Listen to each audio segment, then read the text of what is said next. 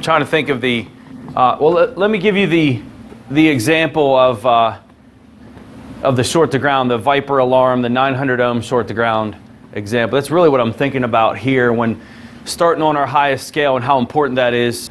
So you guys don't need to know a lot about this yet to understand this case study. I have an ignition control module and I have an engine control module, and these two guys are talking to each other. The signal that's on this wire is a 0 to 5 volt square wave. Okay? Where this signal comes from would be from a crankshaft position sensor signal that comes in. It's actually an AC sine wave that gets converted to a digital before it gets sent to the engine computer. The engine computer with that signal will take and it will calculate the RPM and it will do things with that. It also tells the computer piston position and location, and some of the things the computer will do is it will control the injectors based off of this on-off square wave. Okay? Questions so far? You don't need to know the hows as much as you do just this basic concept that the crankshaft position sensor creates a signal, the ignition control module converts it, the engine computer watches it and controls the injectors. Okay? This particular, we're not on, actually I'm just emphasizing this page and meter hookups is my intent with this. Okay? On why we want our meter connected like this and where we could go wrong if we do it incorrectly. So we have the right perspective. The other thing that the ignition control module would do is control the spark on this design. So the spark is controlled directly by the module and the computer is controlling the injection pulse. Without going too deep into this, I know some of you probably have this question, well wait, what about electronic spark timing? There is another circuit that I don't want to talk about right now that the computer is talking back to this ICM to tell it what to do with the spark at certain times. So yes, the computer is controlling the spark as well. Here's the symptoms with the car. It has good spark and no injection pulse. Okay? So what do we know is good to begin with without doing any tests at all? The ICM is good. I would agree, because the ICM is the one that's controlling the coil directly. It's being told what to do at times. There's a switching mechanism. It has its own little microprocessor inside of it that does some decision making on its own. And then there's one of these guys here too, and they'll talk to each other. Is it possible the input coming out of the ICM to the ECM is incorrect? That is exactly where we are. You are a smart character. That's where we are. So my process here would be, well, let's back up for a second. We missed something. The ICM is good. I think would all agree the power ground is good for the ICM. If the coils are firing, you might have some questions on that, but you'll have to wait till we do ignition systems more, and I'll fill in those gaps. We could also say the crankshaft position sensor is good. Wouldn't you agree? For the coil to fire, there has to be some type of timing signal coming in. It cannot fire on its own. We need to have an input. The output is there. The input needs to be there as well. Crankshaft position sensor signal is also good. So with no injection pulse and the car does not start, we are concerned, our focus is on our engine computer and it is on our injectors, but we can't forget that the engine computer also needs an input to know when to fire the injectors, and that would be the signal that Rob just mentioned, this 0.5 volt square wave. It is known as the reference signal on GMs. It's a reference signal, and they've named it that for 20 plus years, so it wouldn't be, see Rob's writing stuff down, so it wouldn't be a bad idea for you to write down the name reference. It'll be a shortcut for later on what wires what. So here's what I'm going to do with this setup is I'm going to check for that reference pulse. Even though the spark is there, we cannot assume that that digital signal here is there. So I connect my scope up like this, back probe the ignition module on a voltage scale, and I go to ground, and what I'm looking for is this 0 to 5 volt square wave. And what I see on my scope screen, and my default for the particular scope I was using, which was the Vantage Snap-on Vantage, not the Vantage Pro, the older graphing meter, I was set up on a 0 to 14 volt scale, so definitely enough to see it. And here's what I saw on the bottom of the screen, 0 volt flat line. That made sense to me that I am missing this input. And why we don't have injection pulse, it makes sense why we don't have injection pulse. I learned this procedure years ago, and it was actually from the Snap-on troubleshooter on what to do next, and the procedure that some other technician developed, and it was the first time I ever did something called a bypass test, and then I kind of ran with it, and you'll find out here coming up in sections 2 and 3 that bypass testing is one of my favorite things to do for troubleshooting. But here's the test.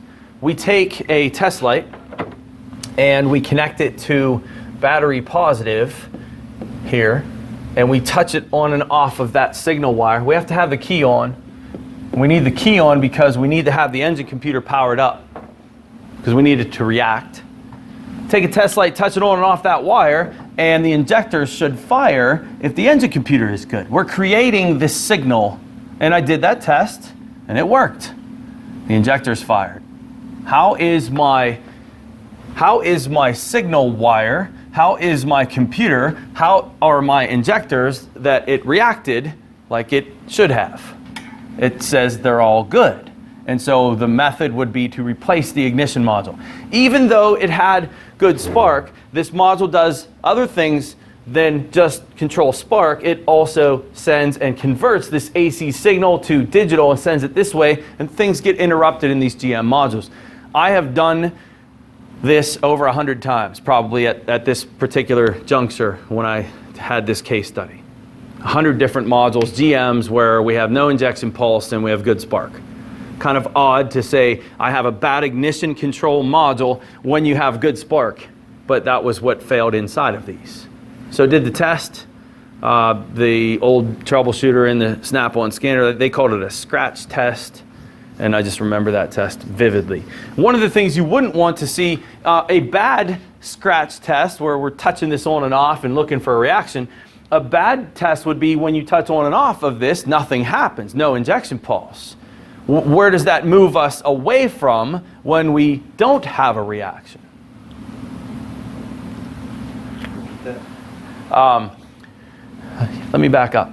When we're troubleshooting and we're trying to find direction, we're always looking for tests that say, I'm going to turn left or right. And I've started using this in an analogy the past couple years, and I think it works really well.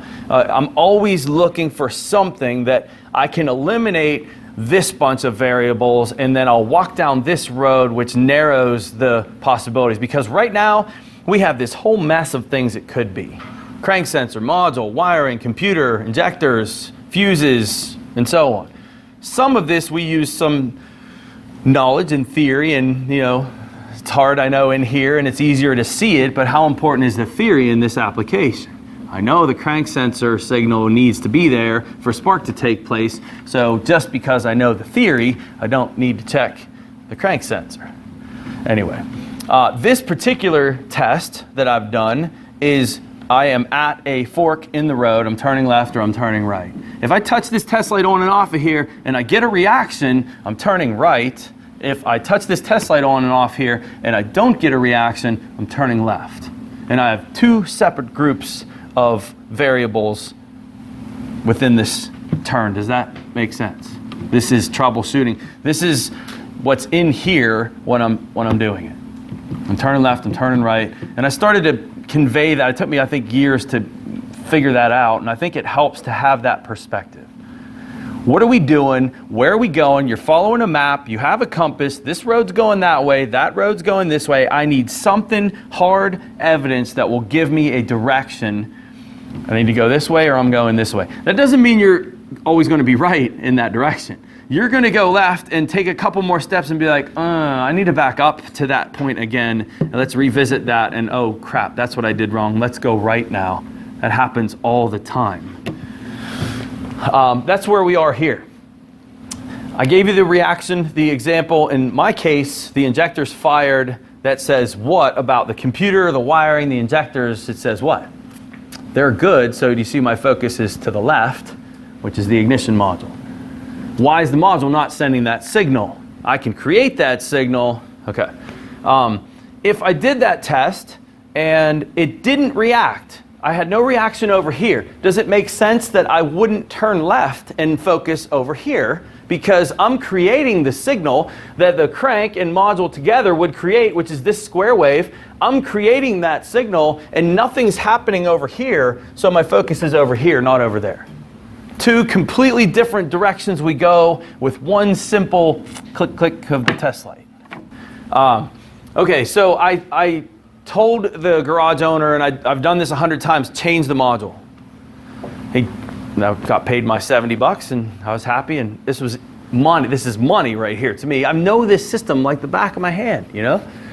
He calls me up later in the afternoon and says, hey, the truck's still not starting. And I said, there's no way. There's no way. I know it's going to run. Put another module in it. You got a bad module out of the box. I've seen that happen. A bad ignition module right out of the box. It's not common, but it does happen. So I told him to put another module in it. He calls me back later in the day. The truck's still not running. I got to go back. So I go back and look at the truck. By the way, I don't charge for those. If I got to go back, I got to eat it, however long it takes now. So I go back to the truck and I redo these tests, and same thing. I'm like, wait, why is the test light working? And when I connect my scope, I don't have a signal. And I thought about a short to ground. You see where we are now. There is a point of this story where we're on short to ground testing. I thought of a short to ground, but I thought that if my wire was shorted to ground, that let's draw a short in here.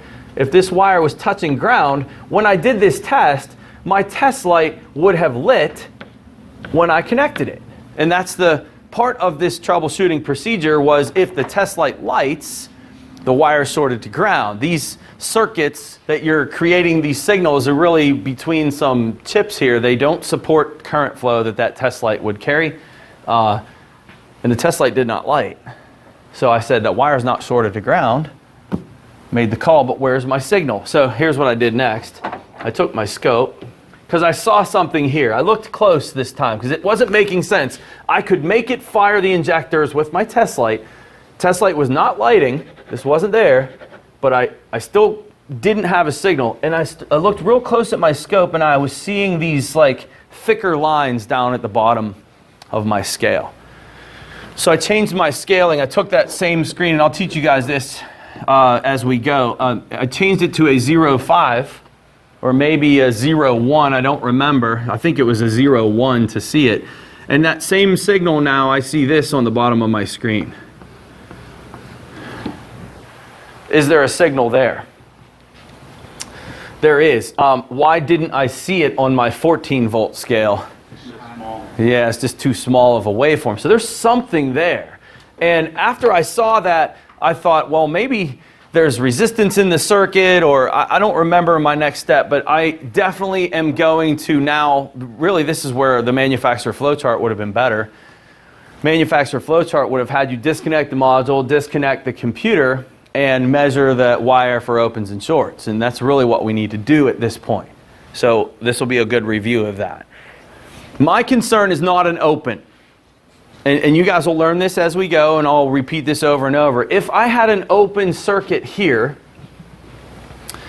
I'd still have a signal here, but it would not be here. And I have no signal coming out of this module.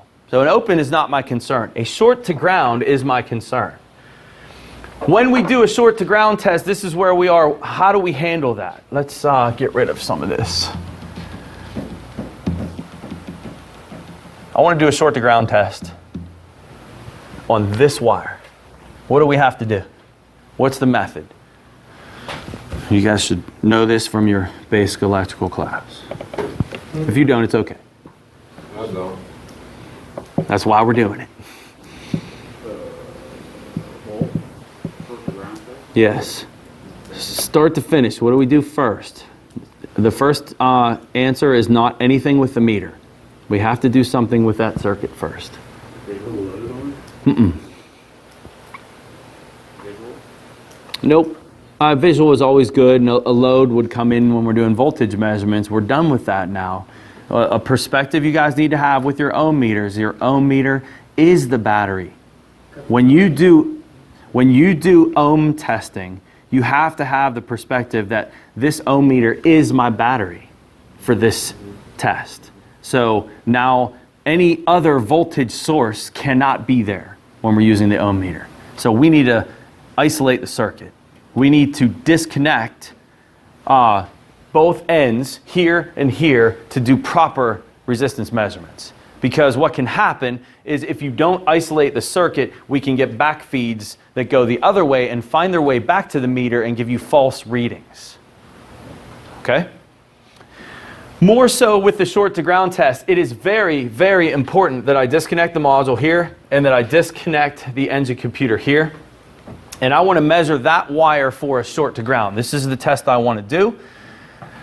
I know some of you might be thinking, but wait, your test light didn't light. You're right, it didn't light, so we can't have a short to ground. That is incorrect. We could have a partial short to ground. That would be not enough to light the test light, but enough to pull that signal down. Let's do the test and I'll expand on that. Ohm meter, where do the leads go first? First step. Each end of the wire. Each end of the wire would be incorrect, and that would be what everyone typically says, so that's okay that you, is it Matt? It's okay that you said that. That is an open circuit test. And remember, going into this, we were never concerned about an open circuit. We were concerned about a short to ground. So let's follow this through. Let's say that we go this path, and if we go end to end, even if this wire is shorted to ground, what will that ohm meter do? How does it react? How does it read? It sends out a small trace through the circuit. It's not driven to go that way. Where's the return path for these little electrons? The meter. And so the ohm meter will read what? The ohm meter will read 0 ohms, which in this case, you would say to yourself, there is continuity through that wire, and that's a good wire. And our problem is within this wire the whole time. Okay? We would miss it. And if your next step was to replace the module, let's put, this module's only 80 bucks, right? Let's say it's a $2,000 Subaru engine computer.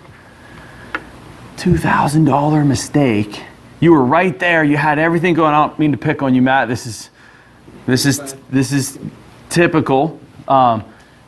You were right there. You followed the whole process, and you just simply put your ohm meter lead in the wrong location for the test you were trying to do. How important is this? So that is incorrect for a short to ground test. What we need to do for a short to ground test. Can you put a body somewhere? Yes, one. Absolutely. One lead. Doesn't matter which one. Ohm meters are not polarity sensitive either. There is no red and black lead. There is red and black leads, but they are not polarity sensitive. It doesn't matter if you hook it up one way or the other. Well, it does for diodes, but that's different. Those are check valves. For a regular circuit, it doesn't matter.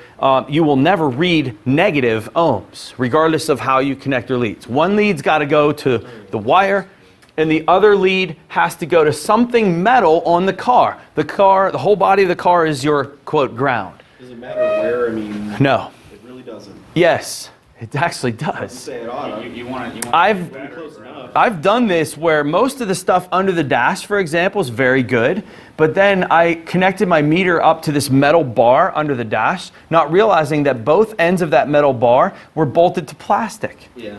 Because it was some part of the AC housing inside, and it wasn't a ground. Okay. So we have to be careful of that. But in theory, if this were, in theory, an entirely metal car, Yes, it would be anywhere. on one corner and be on the other Anywhere corner, on the and it car. would read fine. Yep. This test would be valid. Yep. Okay. Anywhere on the car. Be careful of rubber mounts. Sure. Stay away from those dog bone mounts on the front of an engine where there's clearly rubber boots and grommets in between. Stay away from stuff like that. But yeah, anything metal on the car, and it's got to be clean metal too. And if you were smart, what you would do, just like checking our ground for our meter, we would connect this to a location, and then I would take this lead and I would touch this next to the wire where I'm testing, I would touch another part of the metal of the car to make sure what? That one's good. What will my meter read when I do that? If I'm touching metal on this side and I'm touching metal up here, it should read 0 ohms, right? That tells you that's good. Now you can do your test. We should always be thinking along those lines, especially if we're ready to make a $2,000 call and it's one simple mistake that will blow that. So now we're ready to do the test. What scale do we want to be on? The lowest possible.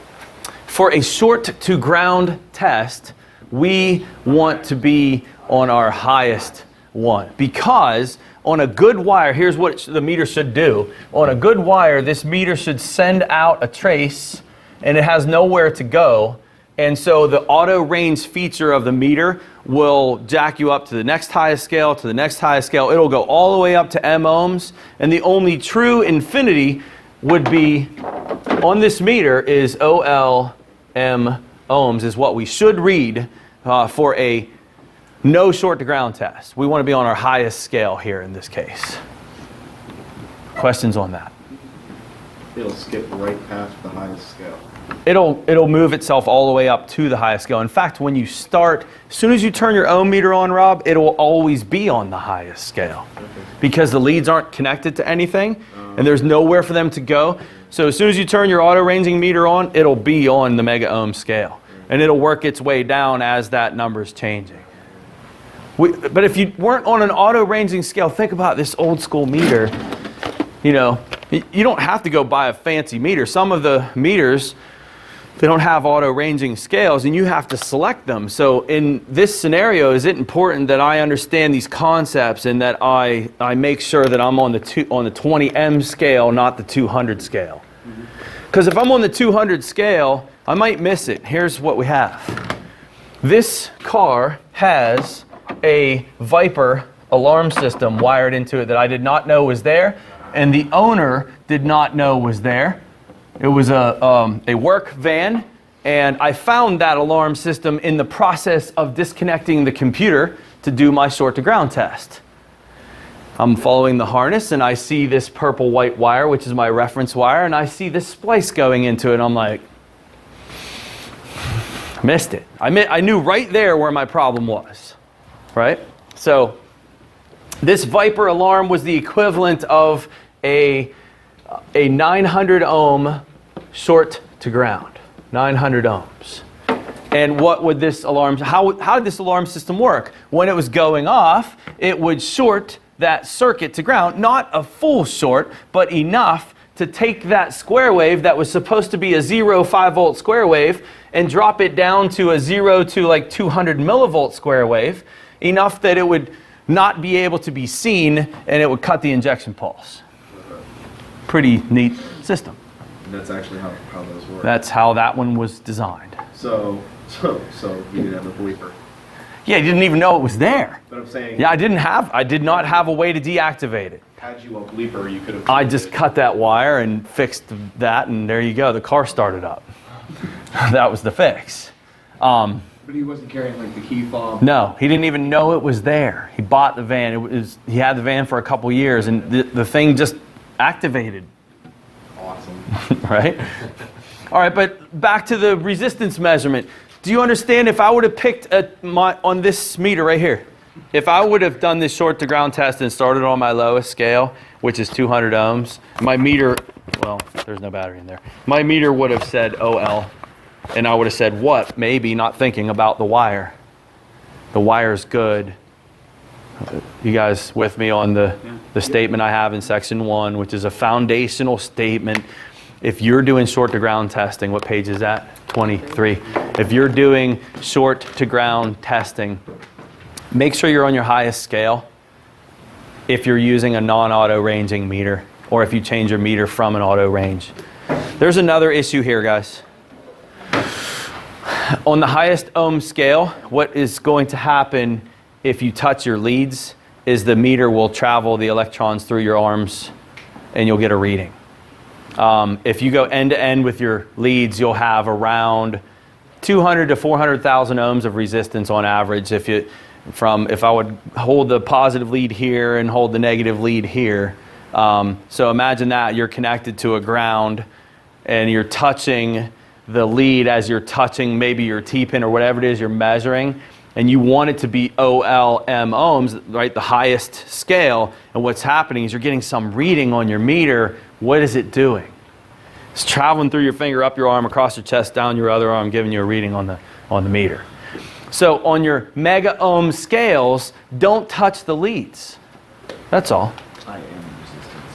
Most of the time, it's a non-issue. You guys understand on our 12-volt systems, it's a non-issue.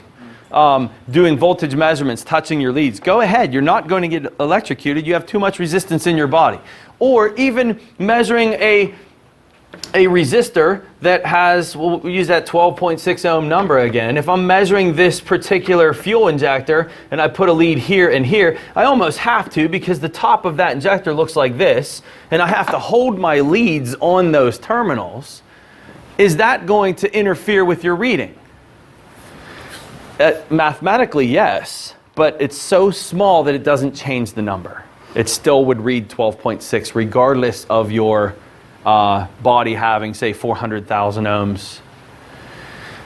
This is Ohm's law. I didn't expect to do this, but it's, if you had a resistor here and another, let's see, this would be in parallel. Remember your parallel laws.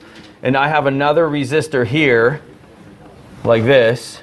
It's a parallel circuit. If this is a 12 ohm injector and this is a 12 ohm injector, if I put my meter here and here, what's the reading? 12 ohms. It's not. Wait, what did you say? Total resistance. What's total resistance here? It would be 24 if it was this way. Yeah, no. Oh wait, Yeah. that's six. Yes. Ah, that's right. This would be 24. This one is 6. So without going through all of that, here was my point. If I measure this injector that's 12 ohms, picture the coil, right? It's down inside of here. I can't draw three-dimensionally. That sucks really bad. And then you're holding your leads, and so it's really, your body is involved here too, and you got resistance here too with your body. Don't you have this going on? You do. However, let's do the math on this one.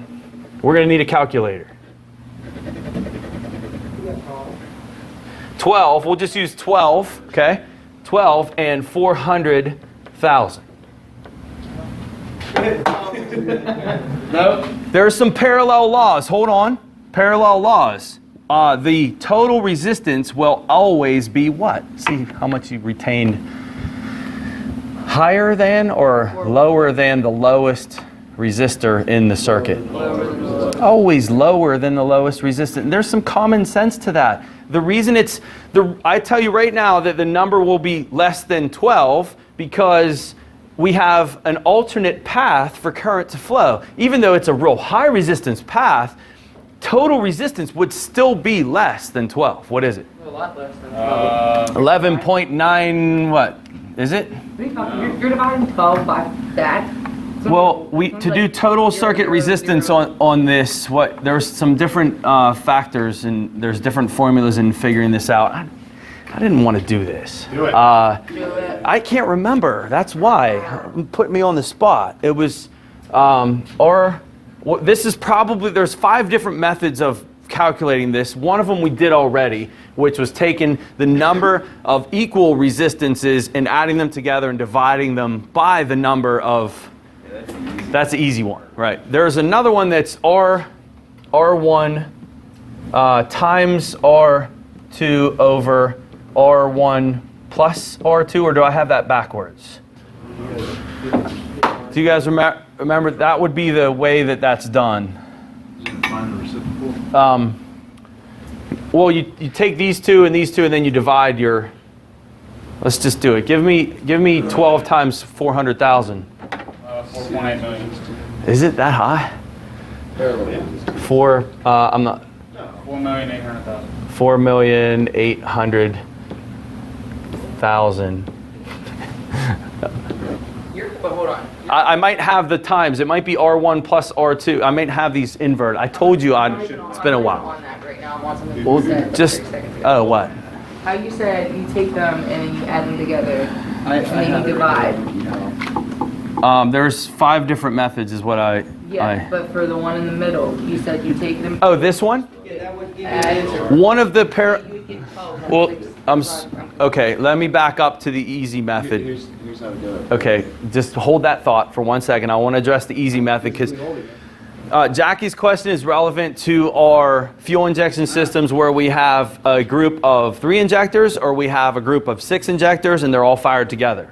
So if I had, let's do this. If I had a resistor here and a resistor here and these 2 guys are 12 each, right? This group is going to be a total of 6. This is a 6 ohm circuit. If I have, and I'll tell you why in a second, if I have 1, 2, 3 12 ohm injectors, then this is, if my math is right, this is a 4 ohm circuit. So then you're not adding them together and then dividing. Well, you're adding the number of resistors that have the same value, Right. which is 3. You're That's not the, adding the ohms, is what I'm saying. no, I'm not. I'm Okay. taking, That's what I thought. there's R1, R2, and R3, and I'm adding, those are all the same number. Right. So, yeah, Right, that's, what- okay. Does that make I thought sense? you were trying to say, like, oh, you're adding 12 and 12 and getting 24, and then you're dividing No. by 2 because there's 2 resistors. No, That's I don't know if that would work like that. It It may. would. That's why I was saying I'm Oh. confused because I Yeah, didn't- gotcha. Well, yeah, it's not whatever. There's different methods, Tom. What do you have when you Google search that? Is the multiplication underneath?